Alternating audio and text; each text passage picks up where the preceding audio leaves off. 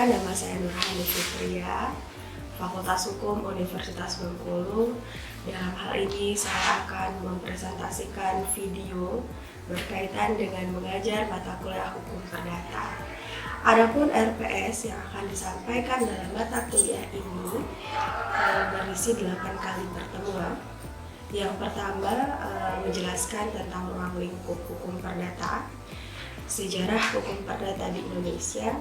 Selanjutnya ada sistem hukum perdata, sumber-sumber hukum perdata. Pertemuan berikutnya ada hukum perorangan, hukum perkawinan, dan juga putusnya perkawinan. Selanjutnya ada mata kuliah hukum perdata ini membahas berkaitan dengan hak milik, hak-hak kebendaan, dan juga hukum waris. Berikut videonya. Baik, Assalamualaikum warahmatullahi wabarakatuh. Ya, selamat pagi mahasiswa. Hari ini saudara masuk lagi ke kelas hukum perdata. Ya, setelah minggu lalu kita melaksanakan kontrak kuliah. Saya ingatkan kembali bahwa kontrak kuliah isinya bagaimana saudara bisa disiplin melaksanakan pembelajaran. Selanjutnya adalah bagaimana penilaian dalam mata kuliah ini sesuai dengan RPS yang akan saya berikan. Ya. Sebelum kita memulai materinya pada hari ini, mari kita bersama-sama membaca doa menurut agama dan kepercayaan masing-masing. Saya pimpin berdoa dulu.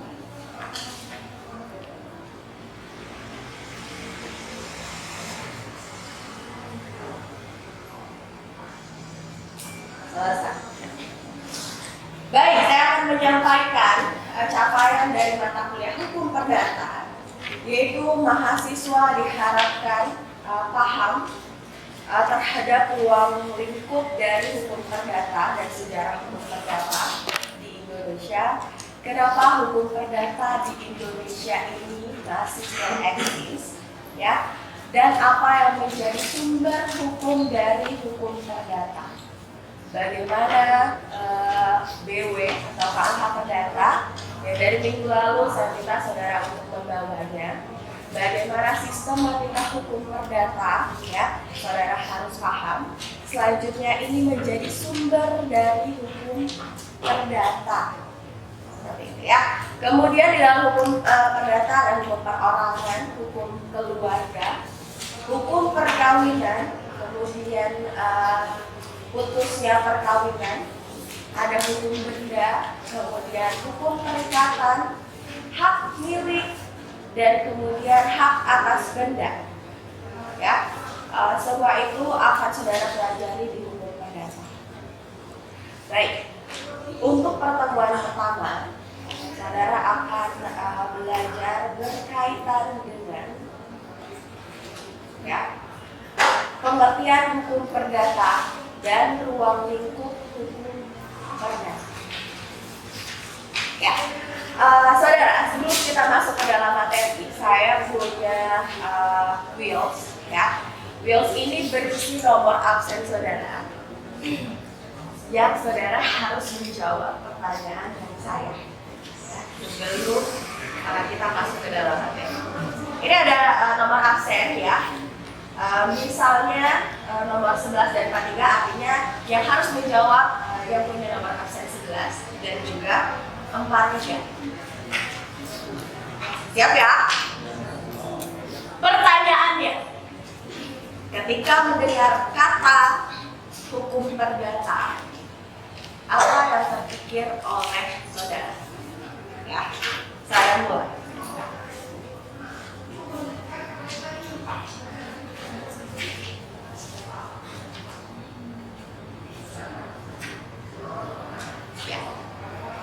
Nomor absen 30 dan juga 62. Siapa yang nomor absen 30? Ada? Saya bacakan nomor absen 30 Ibu Grace Octavia. Ya, silakan Grace. Hukum perdata ialah hukum perorangan yang wajib dipatuhi atas hak-hak manusia. Oke, terima kasih. Nomor absen 61. Felicia Putri. Tidak ada. Oke. Kita coba putar lagi wheels-nya ya. Saya tampung dulu, terima kasih saudara.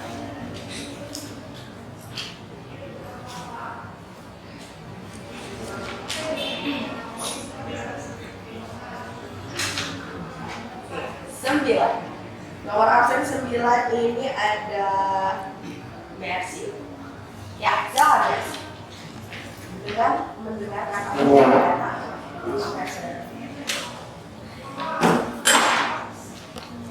Jadi hukum perdata adalah suatu hukum yang mengatur kepentingan perseorangan. Selanjutnya nomor absen 41. Nomor 41. Arya. Ya, silakan Arya.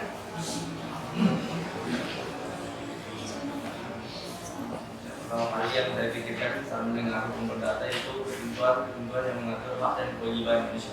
Terima kasih. Ya, terima kasih. Dari jawaban-jawaban yang sudah saudara berikan, ya,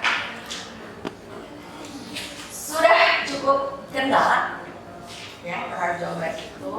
Pertama kita harus mengartikan dulu hukum. Hukum adalah seperangkat aturan yang mengatur kehidupan manusia. Isinya adalah perintah, kemudian ada sanksi, dan dibuat oleh lembaga yang berwenang. Perdata, privat, orang per orangan. Maka hukum perdata adalah aturan yang mengatur hubungan hukum antar orang per orang. Ya, jadi berdasarkan jawaban-jawaban dari teman-teman saudara, ya bisa kita ambil kesimpulan dan itu sudah cukup tepat bahwa hukum perdata adalah aturan hukum yang mengatur hubungan hukum antar orang per orang. Ya, baik. Berikutnya, pertanyaan berikutnya, apa yang menjadi ruang lingkup mata kuliah hukum perdata? Ya, kita coba putar dulu.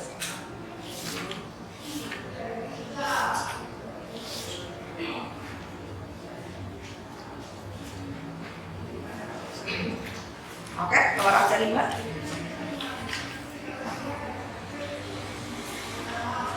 M. Alvarel. Ya, apa aja ruang lingkupnya? Tidak ada? Tidak ada. Coba nomor absen 37. Ivan Andi. Ya, silakan. Ada? Nggak ada juga. Ini benar-benar nggak ada. Jadi nggak ada. Jadi tidak ada. Ada Ivan? Oke, silakan. Kita sama-sama belajar ya, sehingga belajar kalau saudara tahu karena mata kuliah ini adalah di semester 1. Silakan.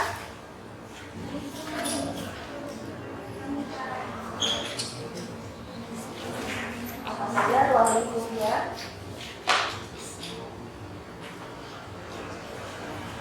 Pas, ada yang bisa bantu?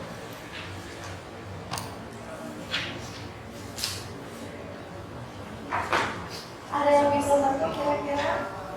Kalau perdatanya sudah pernah dibaca? Ya, silakan. Siapa namanya saudara?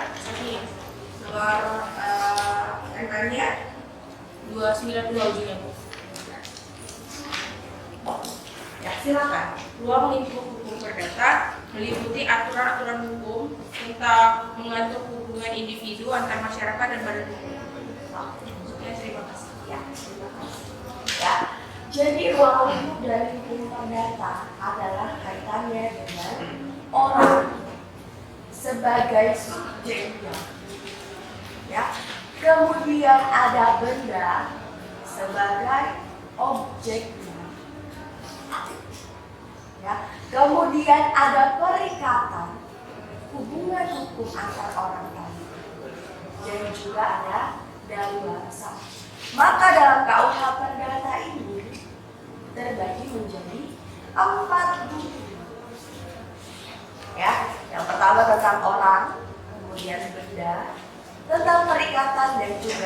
dan luas. Ya, baik, kita coba masuk ke materi kita, ya.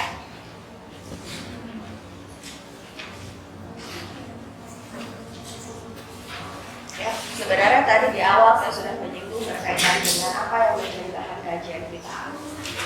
Lalu kita masuk ke pengertian dari hukum perdata. Silakan di cross check jawaban saudara masing-masing ya. Hukum perdata adalah hukum yang mengatur kepentingan antara warga negara perseorangan yang satu dengan warga negara perseorangan yang lain.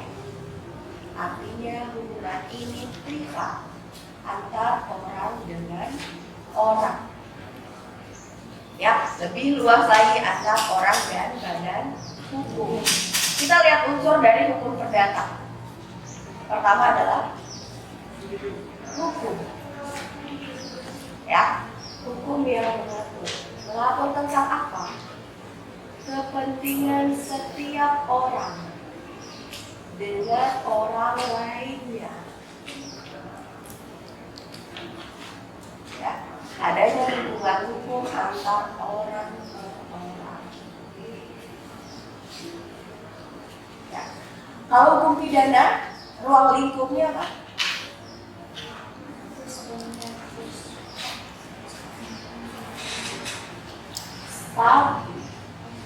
Ya. Kenapa hukum pidana dibilang publik? Karena itu adalah hubungan hukum antar warga negara dengan negaranya, instansi di dalam negara tersebut. Ya, tetapi kalau hukum perdata sifatnya privat, makanya hubungan hukumnya antar orang per orang. Gitu ya. Kalau saya punya hubungan hukum dengan Grace, negara tidak perlu tahu. Ya. Kalau saya punya hubungan hukum dengan Grace, perjanjian misalnya, ya, negara tidak perlu tahu atas perjanjian itu, asal perjanjiannya tidak bertentangan dengan apa yang diatur di undang-undang. Tapi ketika saya mencuri, maka negara berhak untuk mempidana saya ketika saya terbukti bersalah.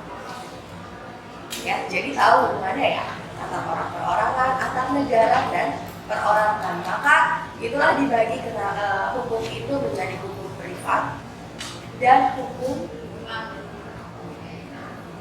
ya. Tadi kita belajar sumber hukum perdata.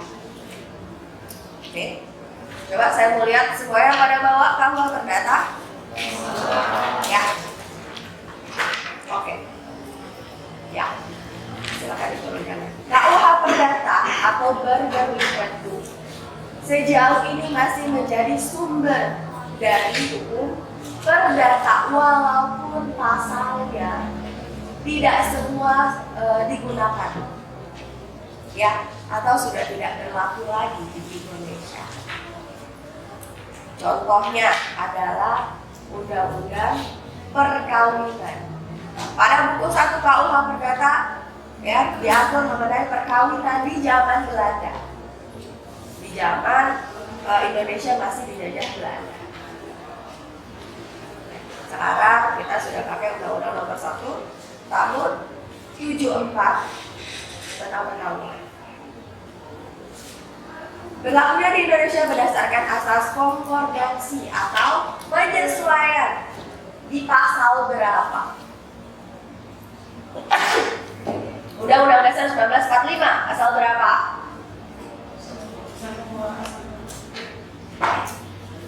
Pasal 1 aturan peralihan. Ada yang punya Undang-Undang Dasar?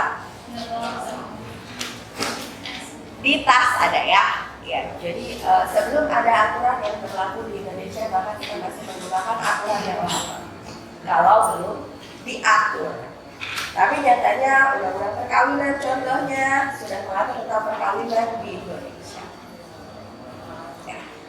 Secara yuridis dasar hukum berlakunya PUB Indonesia adalah pasal 2 aturan peralihan Undang-Undang Dasar 1945. Ini pasal 1 atau pasal 2. Ya, nanti dicek. perkembangan KUH Perdata di Indonesia. Ya, ini menjadi sumber hukum atau sumber acuan dari berlakunya KUH Perdata. Oke. Kemudian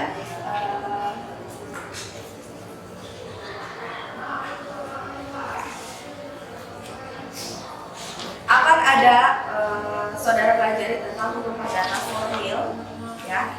Kalau di sini penjelasannya adalah tentang hukum acara perdata yang kemudian nanti saudara akan pelajari di semester 2 ya, semester 2 atau semester 3. Artinya hukum perdata ini akan dilaksanakan di acara perdata. Acara perdata apa? Berpraktek di pengadilan. Pernah terbayang oleh saudara akan berpraktek di pengadilan? Belum? Jadi saudara akan masuk ke dalam mata kuliah acara perdata, sehingga apa yang saudara pelajari di hukum perdata, saudara akan menemukan di acara perdata. Bagaimana memahami hukum itu di pengadilan? Ya, baik. Kemudian yang dijalankan dalam hukum formil itu adalah hukum material, ya itu tadi hukum di KUH Perdata. Ya, kurang lebih. Kemudian hukum itu bersifat tertulis dan tidak tertulis. Ada yang tahu tertulis atau tidak tertulis? Lebih lagi.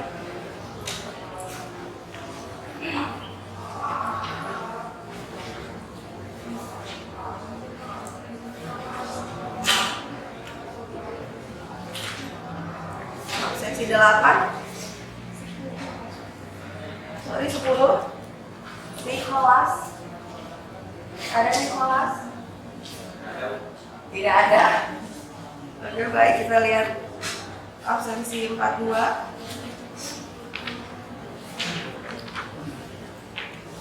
Sarila. Ya.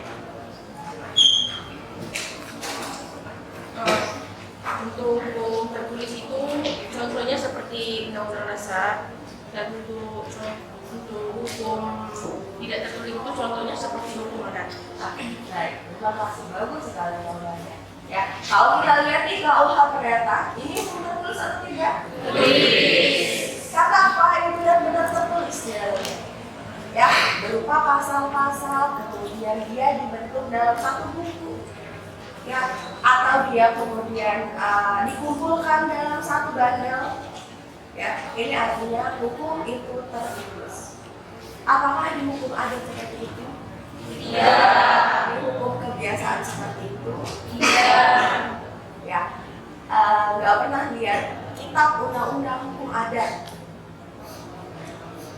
Kalau saudara belajar hukum tidak akan ketemu, tetapi ada keinginan untuk dikodifikasi. Hanya saja kenapa setiap daerah punya hukum adat yang berbeda, sehingga tidak dapat dikodifikasi. Ya, hukum itu diberikan secara urutan. Maka ada istilah pembagian hukum itu tertulis dan hukum tidak tertulis. Ya, baik, kita kembali ke materi. Hukum perdata terbagi menjadi hukum perdata dalam arti luas dan dalam arti sempit. Ini pembedalan dari hukum perdata.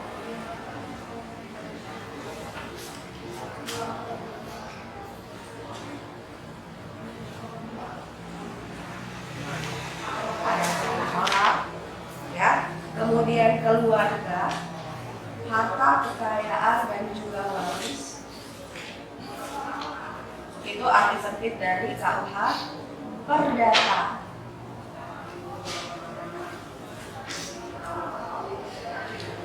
Arti luasnya ada buku satu tentang orang, ya, yang kita pelajari dari KUH Perdata, tentang benda, perikatan dan juga pembuktian dan bebas. Ya. Ada lebih spesifik lagi kita bercerita bercerita tentang kitab undang-undang hukum dagang. Pernah dengar? Nanti di semester 4 saudara akan belajar hukum dagang. Ya, itu lebih spesifik lagi tentang hukum perdata, lingkupnya hukum peringkatan, dan dalam bidang bisnis atau perdagangan. Ya, kurang lebih materi kita pada hari ini berkaitan dengan itu. Ada pertanyaan?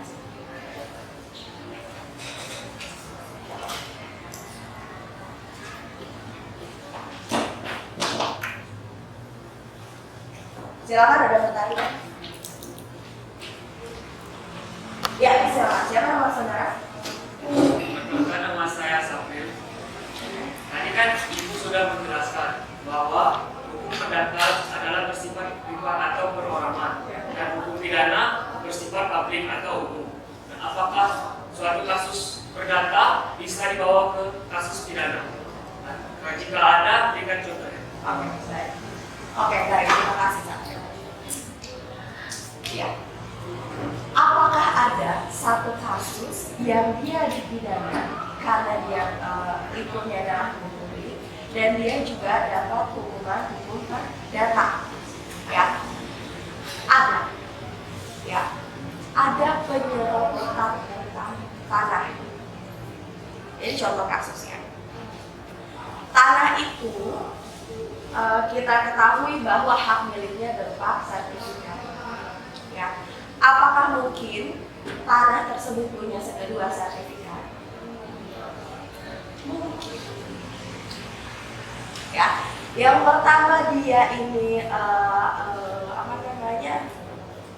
mengambil lahan punya orang lain, artinya kena dia pasal pidana. Ya, mengambil barang siapa mengambil barang milik orang lain, ya, kena pasal. Tapi apa dalam perdata dia harus mengganti kerugian. Karena sanksi dari hukum perdata adalah mengganti kerugian. Bagaimana proses di pengadilan? Selesai dulu hukum pidananya, bahwa ada pengambilan hak terhadap barang tertentu, milik orang lain. Ya, kemudian apa? Mereka harus mengganti kerugian perdata.